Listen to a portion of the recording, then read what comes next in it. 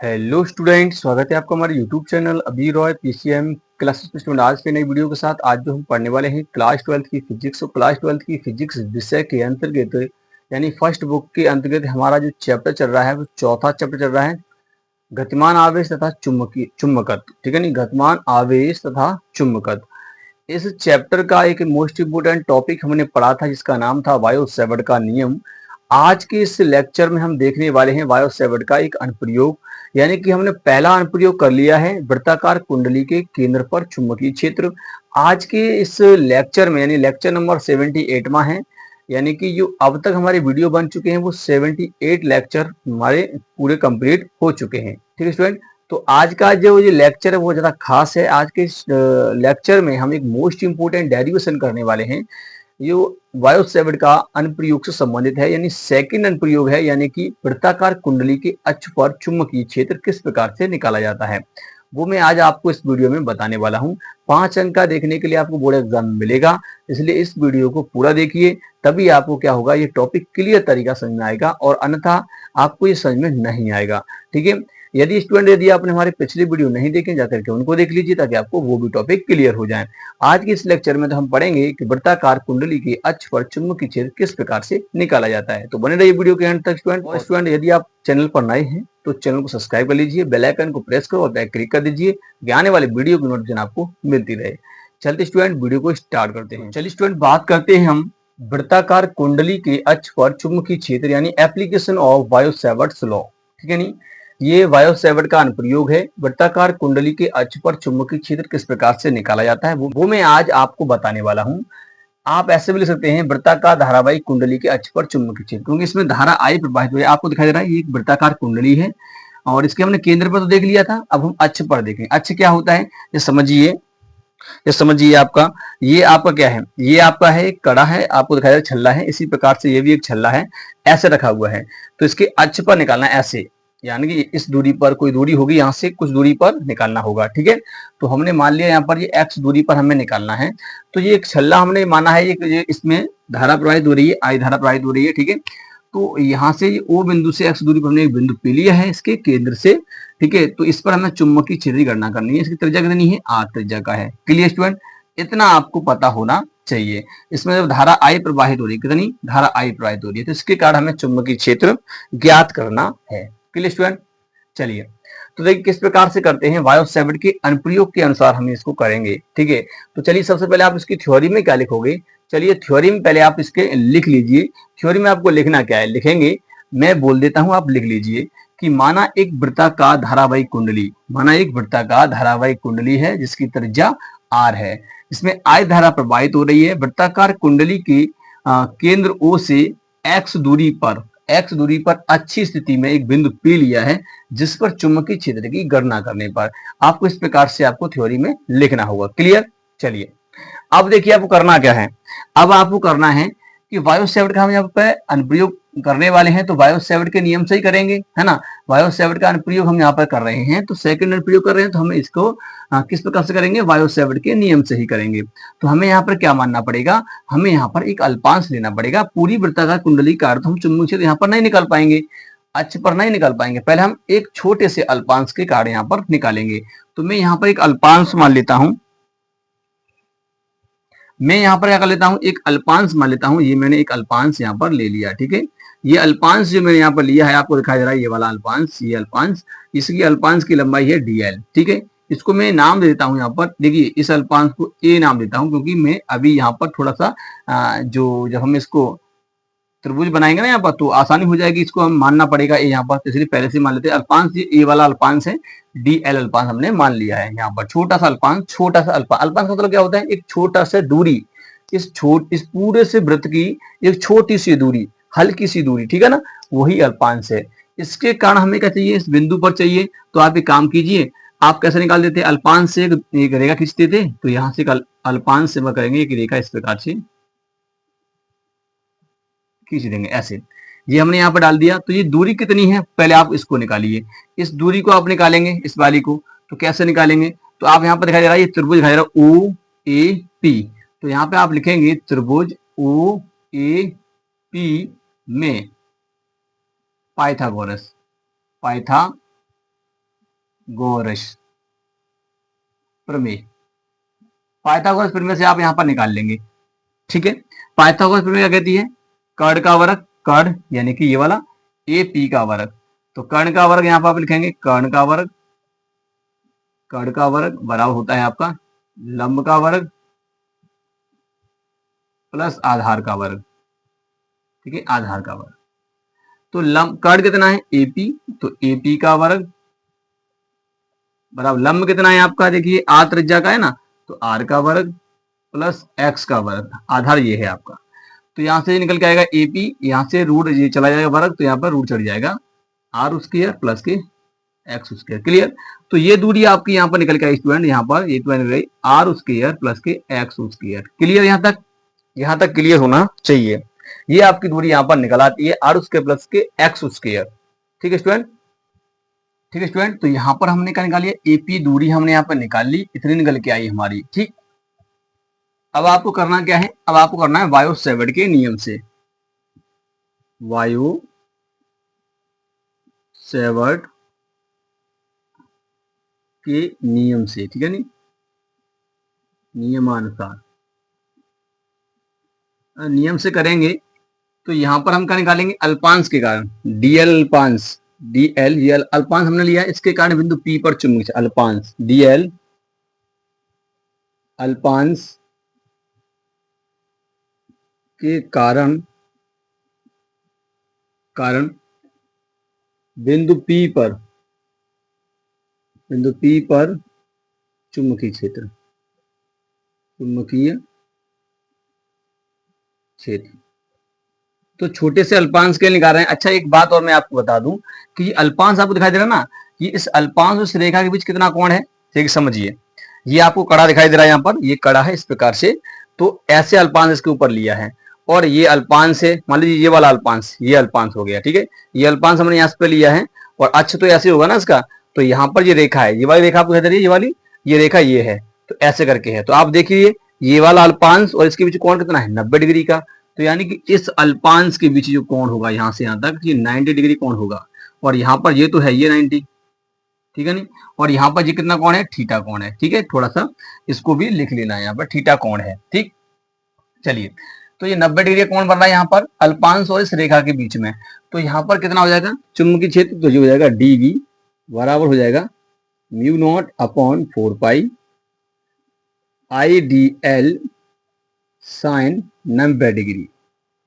वट्टे में दूरी कितनी है, आप दूरी तो ये ली है अपने, तो जो हो जाएगा रूट के अंदर आर स्क्वायर प्लस के एक्स स्क्वायर और इसका वर्ग हो जाएगा। ठीक है, वायो सेवर्ट का नियम क्या कहता है, mu not upon 4 pi I D L sine theta बटे आर स्क्वायर, तो दूरी आपकी यहाँ पर है वो ये वाली, इससे देखिए इस वर्ग से ये कट जाएगा यहाँ से, तो जब ये कट जाएगा यहाँ से तो क्या बचेगा, ये बचेगा mu not upon 4 pi I D L sine theta का मान कितना हो जाएगा, साइन 90 का मान 1 होता है, वट्टे में हो जाएगा आपका आर स्क्वायर प्लस के एक्स स्क्वायर, ये हो जाएगा। ठीक, इतना हो जाएगा, इसको आप समीकरण फर्स्ट मान लेंगे, क्या मान लेंगे, इसको समीकरण फर्स्ट मान लीजिए, तो डीवी बराबर हो जाएगा आपका mu not upon 4 pi I D L बट्टे में है आपका आर स्क्वायर प्लस के एक्स स्क्वायर, ये आपका समीकरण हो गया फर्स्ट।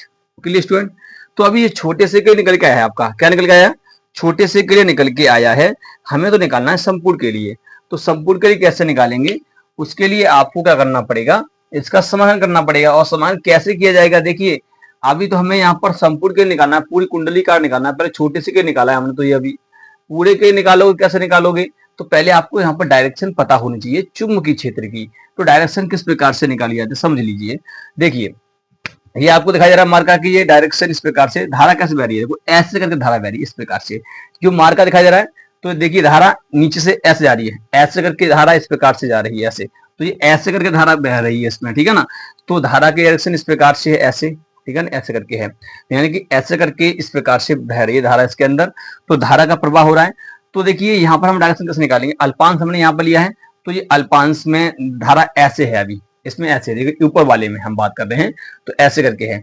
तो अंगूठा कर दीजिए धारा की दिशा में, ऐसे धारा प्रवाहित है तो ऐसे करके ऐसे कर दीजिए और उंगलियां कीजिए उस बिंदु तरफ, यहाँ पर चुंबकीय क्षेत्र ज्ञात करना है बिंदु पी पर, तो ऐसे कर देंगे हम उंगलियां। तो जो हथेली जो होगी वो क्या दिखाएगी आपकी, चुंबकीय क्षेत्र की डायरेक्शन को दिखाएगी। तो ध्यान रखना ये इसके लंबवत होगा, कैसे होगा, यहाँ पर 90 डिग्री पर होगा ऐसे, डीवी वेक्टर, ठीक है नहीं। चुंबकीय क्षेत्र यहाँ पर जो होगा वो 90 डिग्री होगा, ऐसा नहीं है कि इसको ऐसे करके मिला दिया यहाँ पर हो जाएगा, ठीक है। तो ये 90 डिग्री का होगा। अच्छा, मैं इसको थोड़ा सा बनाने के लिए इस डायग्राम को नीचे भी मानना पड़ेगा एक अल्पांश। एक अल्पांश हमने यहाँ पर ले लिया, जितना ये यहाँ पर है वैसा ही हमने अल्पांश यहाँ पर भी ले लिया है। ये कितना है, डी एल अल्पांश है। इसको मैं बी नाम दे देता हूँ, यहाँ पर क्या नाम दे दिया इसको मैंने, बी, ठीक है। ये वाला बी जो ए है तो बी मैंने इसको नाम दे दिया। इसको मैं इससे मिला देता हूँ, इसको इससे मिला देते हैं ऐसे, थोड़ा सा सही से मिलाएंगे,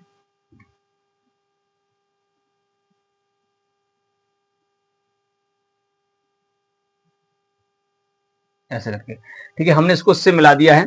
यहाँ पर भी जो कोण है आपका कितना है, वो भी यहाँ पर थीटा है, ठीक है। ये थीटा तो ये भी थीटा है। इसके कारण भी ये भी दूरी आपकी कितनी होगी, ये दूरी भी आपकी कितनी होगी, आर उसकी है प्लस के एक्स उसकी, और जो ऊपर वाली दूरी है वही ये दूरी होगी, ठीक।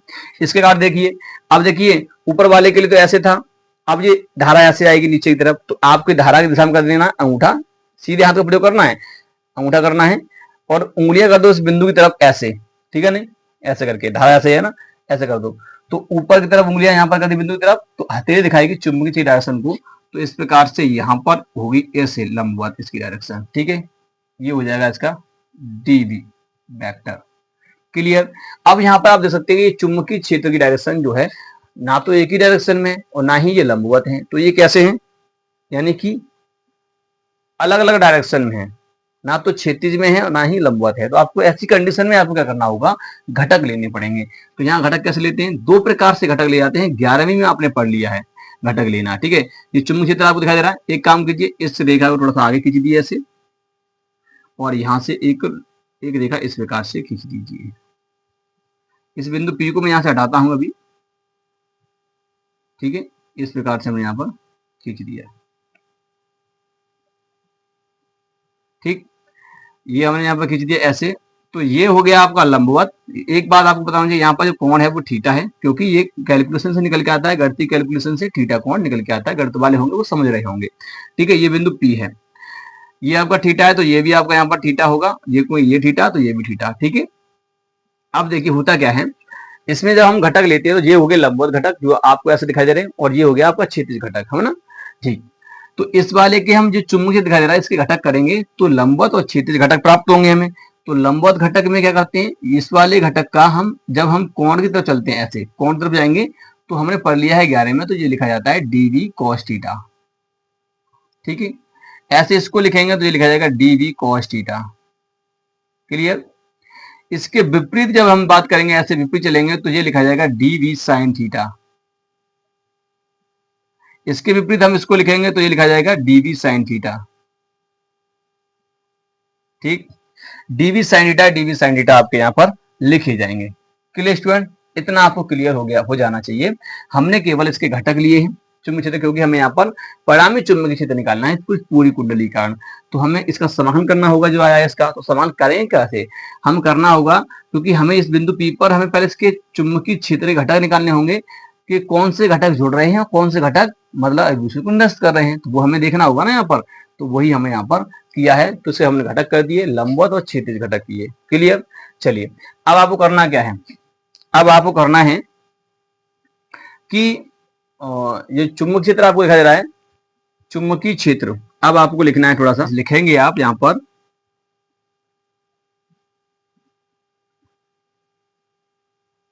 चुंबकीय क्षेत्र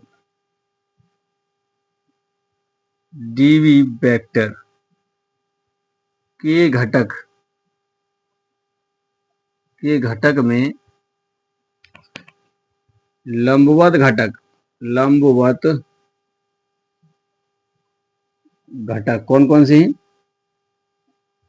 DV cos theta comma DV cos theta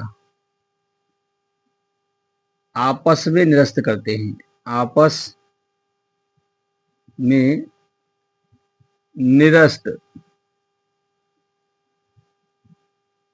करते हैं।